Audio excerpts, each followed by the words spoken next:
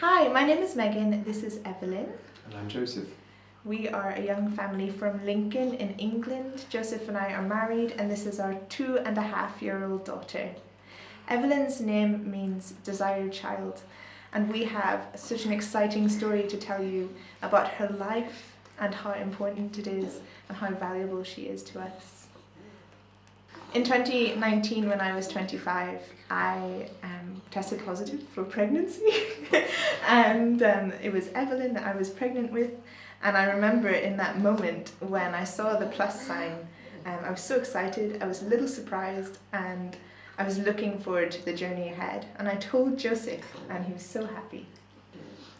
And so we went through, as anyone who's been pregnant might know, the first 12 weeks are a bit of a confusing time because you're excited but you feel a little bit apprehensive about the pregnancy as well. And you're thinking, is there even a baby there, or has this test somehow lied to me? But when we got to our 12-week scan, the midwife was very, very quiet, and she said that she saw something on the spine. She saw that there was some sort of lesion on the spine, and it meant that Evelyn could have spinabifida, which was something we'd never really heard anything about. So how was that experience for you, Jess? I think it just took us by surprise. I think perhaps there'd been something of an assumption, those sort of things, because they are exceedingly rare, and spina bifida is very rare.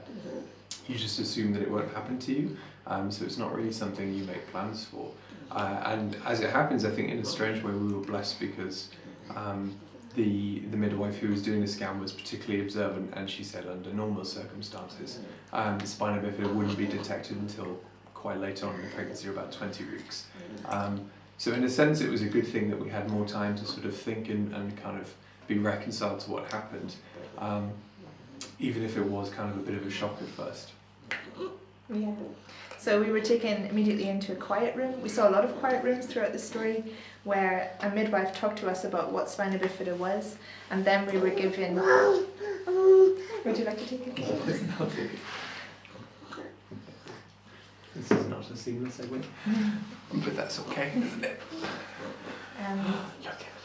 They explained a little bit about what spina bifida was, and they took us into another room where they tried to get her into the same position so that they could see the lesion, and that was when abortion was first offered to us. And they said to us, a lot of couples who experience this diagnosis choose to end the pregnancy. So that's the first time that I was aware of how medical professionals saw this pregnancy as my condition, not another person growing within me. This was just my body, this was a condition that I had, and it hadn't gone how I expected, so they were offering that I could just end this condition, try again, and maybe get what I was expecting next time.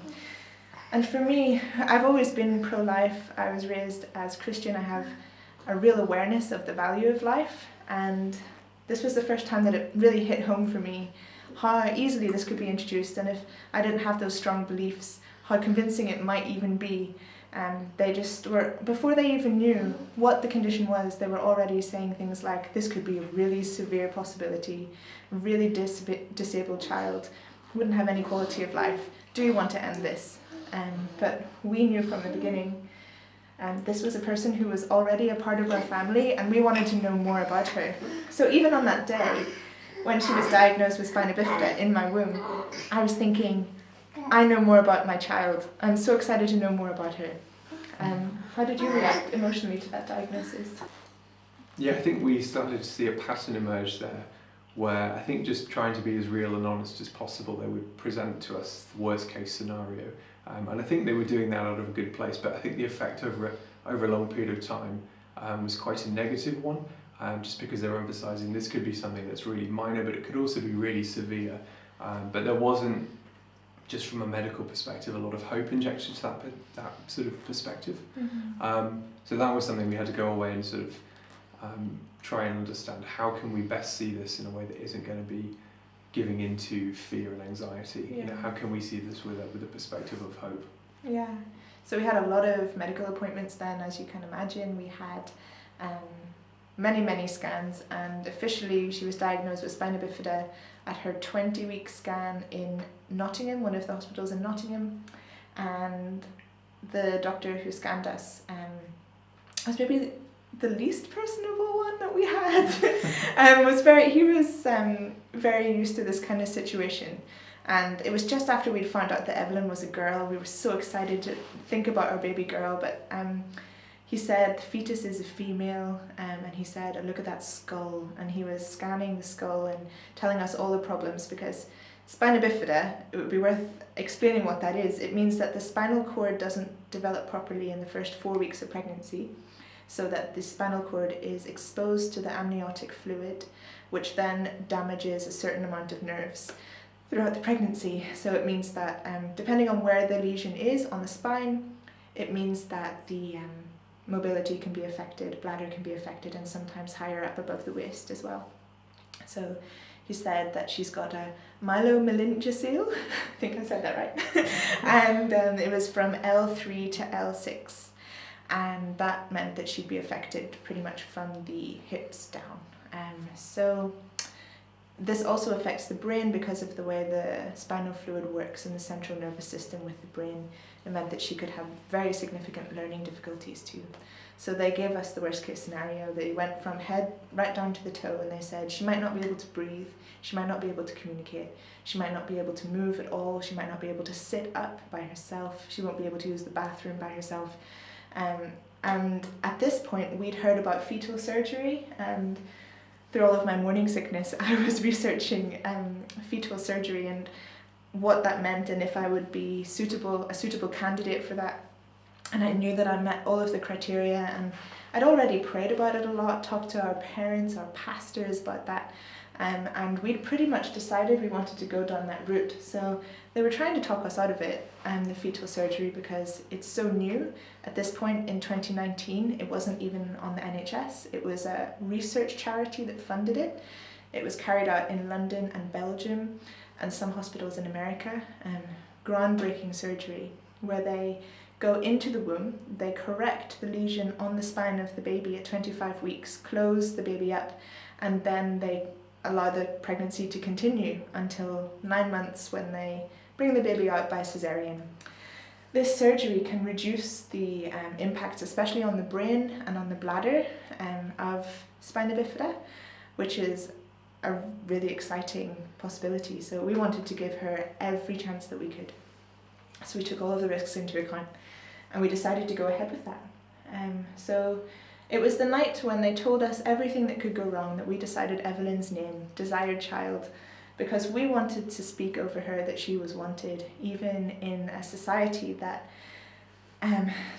was saying that we could change our minds up to birth every time we said that we didn't want an abortion. They kept saying over and over again, you can change your mind, just tell us if you want to change your mind. And they'd ask us at every appointment, which was maybe 5 or 6 appointments we had in those first weeks, which was very confusing to me actually, because the baby was becoming more and more developed inside and more viable as well. And as I said before, she was already a person to us. I think it's sort of, you're starting to notice a sort of strange paradox where there was mobilised so much talent and skill in the NHS and really, really wonderful medical professionals who were prepared to do so much to look after Evelyn, even sort of venture into sort of pioneering territory and to venture at new risks just to give her the best chance possible. And in the same breath, there was a strange sort of implicit culture where it was kind of, it wasn't spoken, I would say, but there was a clear undertone that what we were doing was perhaps ill-advised. The chap who did the scan that Meghan mentioned, very professional, very accomplished. And when I remember Meghan saying, well, we've decided we want to keep this. And he sort of sighed and didn't say anything. And there was a very clear subtext of, I wouldn't do that, but if you want to do that, we will, I suppose, support that. Mm-hmm. And I just remember thinking, that doesn't feel like a very balanced playing field, yeah. when it was so obvious what they regarded as the right decision. But yeah, as Meghan said, they were, fortunately we had so many options open to us, and just the marvels of medical advances meant that even maybe a year ago that wasn't a possibility, yeah. And now we could pursue surgery that would make such a sort of potentially such a huge impact, yeah. to Evelyn's life, and that was really wonderful. Yeah, so we went to London for surgery, 25 weeks pregnant. They do it at that time because the baby has to be developed enough that if the surgery prompts labour, the baby is viable and can be looked after in a neonatal intensive care. But also so that it's not too late that it doesn't make any difference, because what you're trying to do is rescue the nerves on the spine from further damage. So we went to London and we were there for a week, and I've actually written a book about the whole process. My beautiful assistant. This is my book, Desired Child, which is available on Amazon. And it's goes through the whole process of the surgery in great and personal and vulnerable detail, because I want people to know what that looks like and kind of have a glimpse into what it's like to get a disability diagnosis for the mother. And also it's been quite helpful for a lot of medical healthcare professionals just to know what it's like from the patient's point of view. Run-of-the-mill stuff that happens every day to professionals is like life-changing stuff for the patient, which I think sometimes people find helpful to see that perspective. But during that time, the surgery went successfully. Evelyn remained calm throughout. Her heartbeat was steady. They had to have 2 anaesthetists, I struggle with that word, in the room because one of them was managing my pain, one of them was managing her pain. I'd like to point out that during abortions, the baby is not put under any pain relief at a similar kind of age, which I find devastating, that it takes place in the first place, but also that there's no pain relief for such an excruciating form of death. But we carried out the surgery and I recovered quite well. And then we got home to Lincoln from London, and the next day I went into labour. So she was 26 weeks at this point, and I was feeling sick, and honestly I'd been in a lot of pain for the week because I wasn't allowed to be on any pain relief stronger than paracetamol after having abdominal surgery. The Oromorph that I was allowed to have made me so sick, so I went into labour, didn't notice that it was labour because I was used to the pain until I started to time it, and then Joseph said, let's just go to hospital. Arrived there in the nick of time, and at that point, so I'm lying on the hospital bed, they've done the internal examination, and the doctor who first diagnosed her comes in and says to me, this baby's 26 weeks and has just had fetal surgery and she is not going to do well. What do you want me to do? And in that moment, I'm offered the chance to have my child delivered safely or have my child not resuscitated. So I just pause. I can see the staff looking at each other behind her head, and I just say, do whatever you can to make sure she's okay. And that's in a moment when I'm having contractions, I'm in this emotional haze. Joseph at this point was actually not there because he had to go back to get the medical notes that we forgot in the haste to get there. And they rush me into theatre. There isn't time for an epidural. They put me under general anaesthetic again, and they deliver Evelyn. It takes them 5 minutes to resuscitate Evelyn, and they have to put her into a plastic bag to keep her warm. And she's born at 1 pound 10 ounces. That's 740 grams. Very, very small little baby. They said she wasn't going to do well. And you saw her. She's 2.5 now. I'm going to be 3 in October. I'm so proud of her. And so there we were in Lincoln. She has to be taken to Nottingham Hospital because Lincoln doesn't have the facilities to look after her. So for over 24 hours, Evelyn and I, who have been sharing a body, are separated by about 40 miles. Devastating time. So I just convinced the doctors I was okay when I wasn't, and I went to Nottingham, where they had a room for us while she was in the neonatal intensive care. I feel Joseph should say something because I've talked for a long time. It's wonderful. Yeah, I think, obviously as a spectator it was a different experience, but obviously still one that was quite nerve-wracking at the best of times. I think we were really, really aware how well we were looked after as well, both in the surgery and in the aftermath as well. And they'd said when you were doing the surgery, they said there's a very small chance that this will prompt premature labour. It is possible, but it's unlikely. And the surgery went as well as it possibly could have done. Some things just can't be helped, I suppose. And we were rushed into hospital. Meghan was just so incredibly strong and understated that I was, I think we went as a precaution, but I was like, I feel like she's making so little fuss about this. I feel like, can it actually be labour? And lo and behold, she was almost, fully dilated and ready. And once again, that kind of such an incredible array of talent and skill was mobilised to save Evelyn, because she really would not have made it if they had not been so diligent. Yeah. And in kind of just in a passive sense, just praying, seeking the perspective of God, and he was just saying the whole time that she would be fine, Meghan would be fine, just to counter the sort of the natural panic that would have probably rushed in those moments, and just praying. We knew other people as well in our family and our friends were sort of lifting us up in prayer, and there was a real peace that came with that. And so even there was probably quite a shell-shocked experience afterwards, there was a peace that ran through it. It wasn't sort of as traumatic as it might have been, I suppose. Yeah.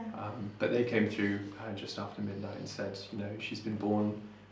They're both all right. They mentioned, as you said, they'd spent a couple of minutes trying to resuscitate her. All very run of the mill to them, I think, because they knew what they were doing. And then she was here. She was rushed into the world, and we had this wonderful, beautiful, tiny, fragile life. So small. And we had to sort of rapidly adjust to a very, very sudden change in our life. Yeah. A couple of months early. Yeah. So we lived in NICU. Her whole hand could fit into my thumbnail. She was so small you could just hold her like this. But of course we couldn't get her out to hold her because she had so many, she was so fragile, even though we could see from the very beginning that her personality, and all of the nurses said this, her personality was like a fighter and she was resilient. And I said to my mum recently when we were visiting her, Evelyn has such a strong will, and my mum looked at me and said, that's why she's with us. And it's so true. A week into her life, while we were still adjusting to living in a hospital, and our family and our church family were rallying around us, like financially supporting us, praying for us, visiting for us, bringing us so much food. Do you remember all of the food we had? Piles of biscuits. I remember how much weight I gained. Yeah. My mum and dad flew over to Nottingham to stay with us, which isn't easy for them because my mum's got MS and it's really difficult for her to travel, which I'll come back to later. But so they tell us, I go into the hospital room where Evelyn's sleeping in this room full of incubators. She's got wires coming into her, cannulas in both of her hands and both of her feet. They're pumping her with antibiotics and she's on a ventilator for breathing. Tiny little ventilator with these little knitted hats that actually keep the ventilator in her mouth. And I hear the doctors talking and saying, we're going to have to take her in for surgery today. And I'm just like, and they look at me and they say, oh no, you shouldn't be here yet. We're not ready to tell you. And I say, why do you need to give her surgery? And they said, she's got a perforated bowel, and we're going to have to take out her whole bowel and fix the problem. So they take me into this little room to counsel me about this, and I think you came along as well. There was like a Wi-Fi problem with phone signal or something. But when Joseph got there, they explained again that there were 3 outcomes of this surgery. The first one, the least likely, was that it would be a very short operation and that they'd be able to patch up the hole and that would be it. The second one was the most common, where they'd have to take out a chunk of her bowel, patch it up, and then give her a stoma so that she'd be able to recycle waste while it was healing. And the third option is that she would die during the operation or shortly after. So it's not really an option, is it? It's just an outcome. But she went in and we went back to our room and prayed like mad. At this point we had a whole chat on WhatsApp where we'd give updates and it would send out into thousands of people all over the world who would pray for us. And an hour and a half later they call us back and they don't tell us on the phone if it was okay or not. So I'm going back into the ward and I see this, what was it, the religious person? Oh, the chaplain. The chaplain's there and I'm thinking, the chaplain's here, it means that she died. And I'm having this freaking out moment. And they say, it was the best case scenario. We went in there, it was a really small hole and we fixed it and she's fine. In 3 days she was back on breast milk and she recovered from that. And then a few weeks later, and they tell us we need to take her to Leicester for heart surgery because she's got a PDA and she can't actually get any better at breathing while her heart's like this. So even in that moment, they're saying there's a 10% chance she might die during this operation. Are you sure you want to go through with it? And I'm thinking, these decisions, God, are really hard to make. But I feel his peace and his presence saying it's important, do the operation, she's going to get better. So she recovers from the heart surgery. Do you remember how quickly she could breathe after that? It was such a marked difference. She'd been on a ventilator and on something called CPAP this whole time, and then immediately after the heart operation they could just take that off for hours at a time, and she just breathed completely by herself, which was a miracle to us. And then a week after the heart surgery, they say the condition in her eyes that a lot of premature babies have is getting worse and worse, so we need to do laser eye surgery as soon as possible so that she doesn't go blind. So this eye condition is something that Stevie Wonder had, and that's why he was blind. So this is a situation, again, she's in the theatre for 4 hours getting laser eye surgery. We're still living in hospitals. We just want to get home.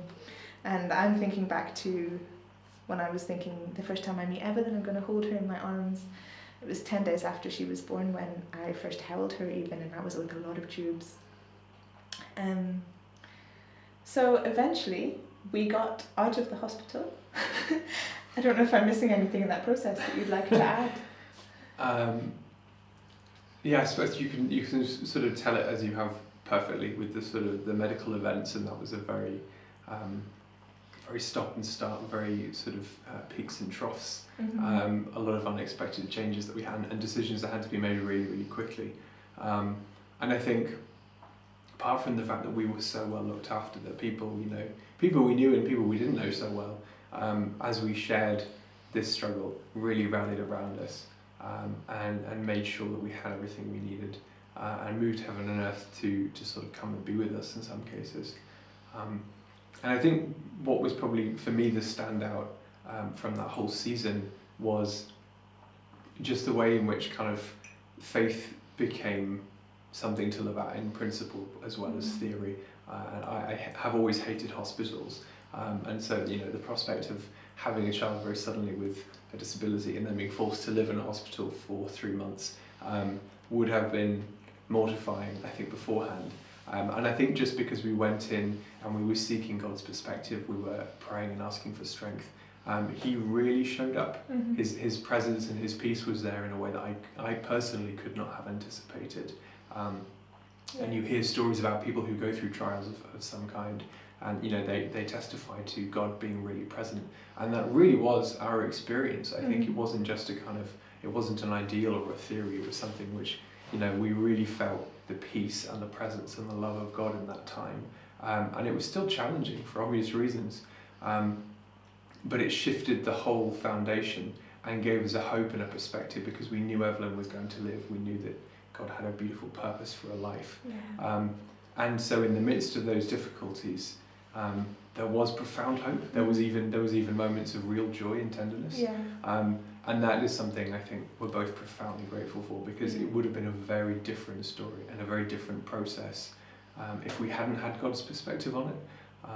So I think it was difficult, but I think we both came away in different ways feeling profoundly grateful for the hand and the love of God in that season. I think something that was interesting from the neonatal season of our lives was, again, that question that kept coming back in my memory: you have until birth to decide if you want to end this pregnancy. And I'm in there surrounded by these beeping machines that are dictating the heartbeat of these babies who are that age, like 23 weeks, some of them, all the way to full term and beyond. And you see these babies developing, and you see the way the machines are working so hard to keep the babies alive when the mother's body is equipped to do that. And I was thinking, man, it takes a lot of effort from us to recreate what God has made the body to do, which was just interesting. But also watching Evelyn grow and imagining that we could still make that decision even until birth was baffling to me, because by the time she was at full term age, we knew her. We've always said that although it was a difficult season, we were so grateful for all of that extra time we got to spend getting to know her and watching her grow, and you get to see something truly special inside the incubators when you watch them develop like that. Yeah, and it was a really strange disconnect, I think, because the nurses who looked after her and the doctors and the surgeons were so wonderful, and there was such a really special level of care, even almost a relationship between the nurses who were monitoring Evelyn 24 hours a day, paying attention to every small fluctuation in her sort of vitals.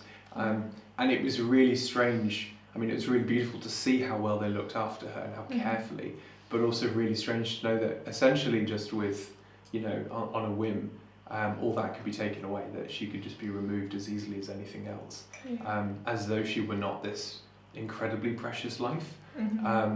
And that was just a very strange thing to sort of try and assimilate, because, and it's a weird thing, even in kind of culture at large, to try and understand how those two things coexist. Yeah, definitely.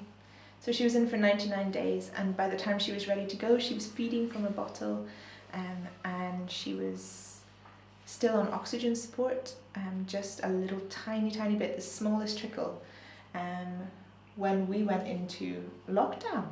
And we had about 6 weeks where we could show her to all of our friends and family before we had this baby on oxygen during a pandemic of a respiratory disease. So luckily, well, not luckily, but it was God's plan, that we had planned to go to Northern Ireland, and we got stuck there with my mum and dad for 4 months. So that was really lovely.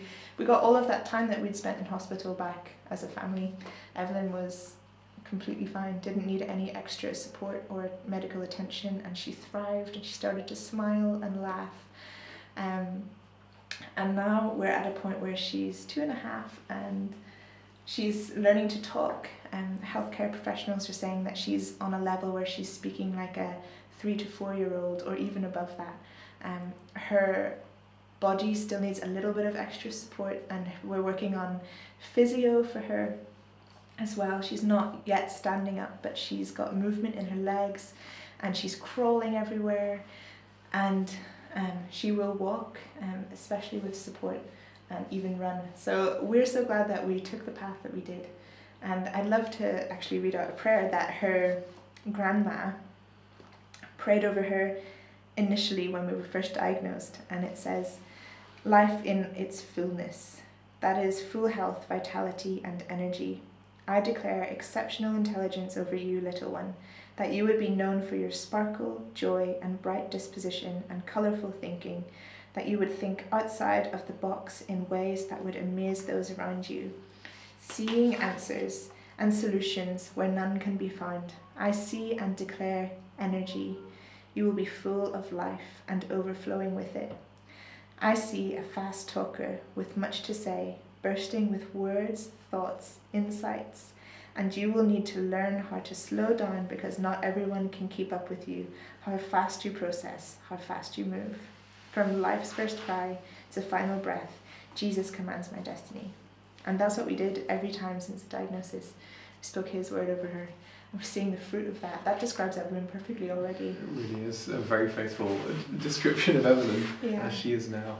And I think it's something I think we said before to people who would find themselves in a similar situation. The reality we have now, even though there were so many unexpected things that happened along the way, was so different from what we expected in those first fearful hours, and the kind of the prognosis that was given and the picture that was painted is so different from the daughter that we have, who is so joyful and so full of life, even with the disabilities that she has in her mobility in her legs. She's just has such a beautiful life, and she makes our life so full, and she's such a blessing to so many other people. And I'm just deeply grateful that we didn't believe that prognosis or that kind of negativity that was presented when we first were given the facts. Because it's turned out to be so much better, and I think that's the story for a lot of people. Yes, and growing up, my mum had MS, and from the age of 2, that's when she was diagnosed. I watched her body grow a little weaker, and she lost strength and control over her limbs. And just growing up, she's such a joyful and beautiful person, and our lives were so wonderful, and she made that happen. We travelled all the time as a family, and we just made it work with her disability. So to be confronted with this discrimination when in a society where we are like making the way easier for people with disabilities, where we're honouring them and reducing discrimination, it's just baffling to me that on this side of the womb that's the case, but on the pregnancy side of the womb, it's just blatant discrimination that if a baby has disabilities, then they can just be killed up to birth. And that's different because for babies without any abnormalities, the age is 24 weeks. So that's a huge amount of time difference.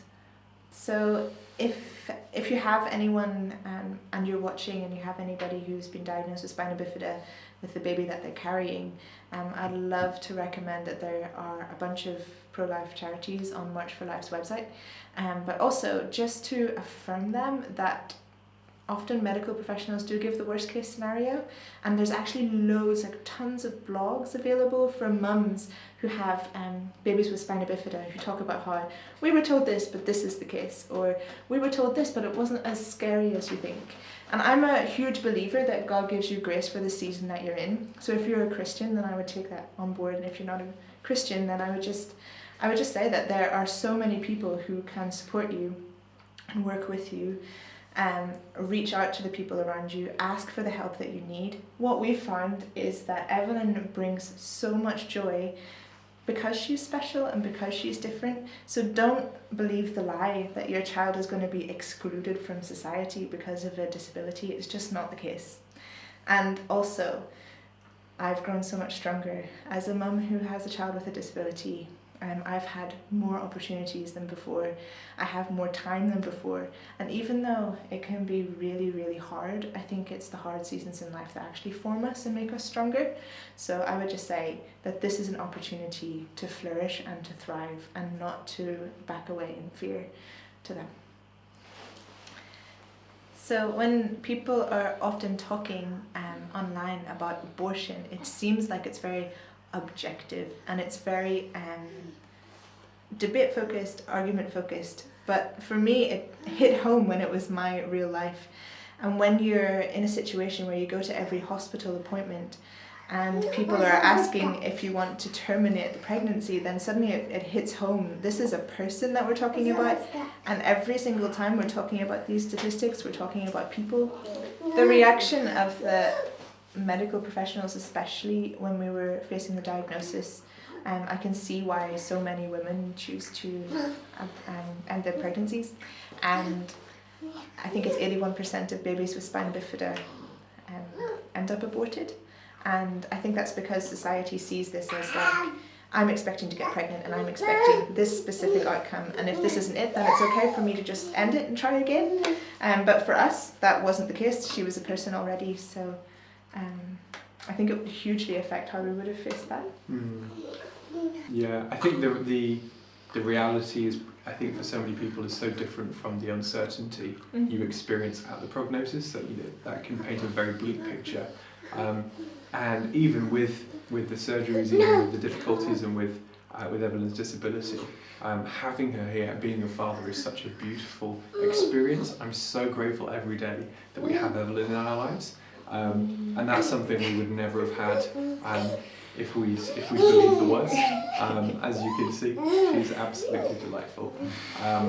But yeah, I would say don't believe the picture that fear paints, because the reality is almost always so much better.